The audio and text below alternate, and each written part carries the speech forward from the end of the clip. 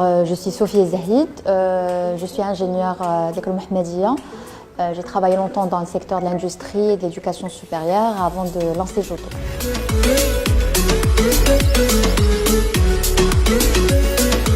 Joto est né à peu près il y a 2 ans. À l'époque, mon petit Ilyas, il avait 2 ans aussi. Et j'avais ressenti justement le besoin de l'exposer à la langue arabe à l'époque parce qu'en crèche, il faisait beaucoup plus de français, il n'était pas du tout exposé à la langue arabe. Alors j'ai commencé à chercher des ressources pédagogiques ou éducatives pour cet objectif. Et voilà, j'ai pas trouvé quelque chose qui soit au goût du jour, qui soit aussi attractif que le contenu qu'on trouve en français ou en anglais.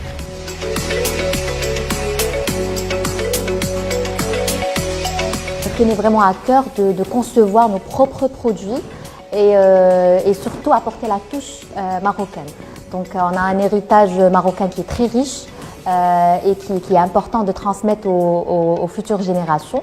Et donc c'est ainsi qu'on a pensé à concevoir le premier jeu éducatif Made in Morocco, qui est le Bladi Map.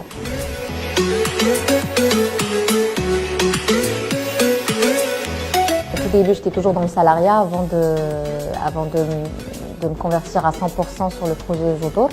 Et voilà, on avançait assez seul. Le parcours de l'entrepreneur, comme vous pouvez imaginer, peut être assez difficile et voilà, semé d'embûches. Et donc du coup, c'est là où l'idée nous est venue de nous faire accompagner justement par des partenaires qui soient dans l'écosystème entrepreneurial. Et voilà, ça a été le programme d'incubation d'Impact Lab.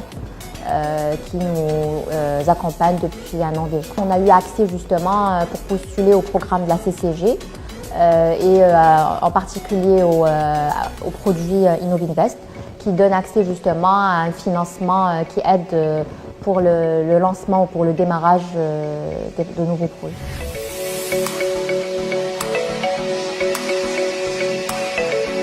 Donc actuellement, on vient de lancer notre tout premier produit, qui est le Bladi Map. Donc il est en étape de... On a avancé sur la partie prototypage, mais on est en train de tester à peu près le marché, d'accueillir en fait les retours des personnes qui l'ont testé, afin de nous permettre de beaucoup plus peaufiner, améliorer et tout.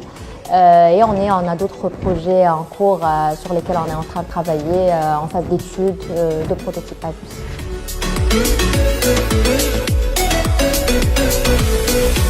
Il faut s'armer de patience, de persévérance et de se faire accompagner parce que c'est important.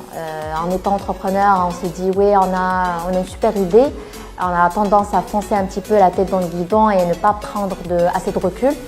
Et c'est important d'avoir d'autres partenaires qui peuvent un petit peu donner un regard d'extérieur et qui nous permet justement, c'est une richesse. Et aussi, il y a le point aussi qui est intéressant, qui est le financement, qui peut être très critique au tout début.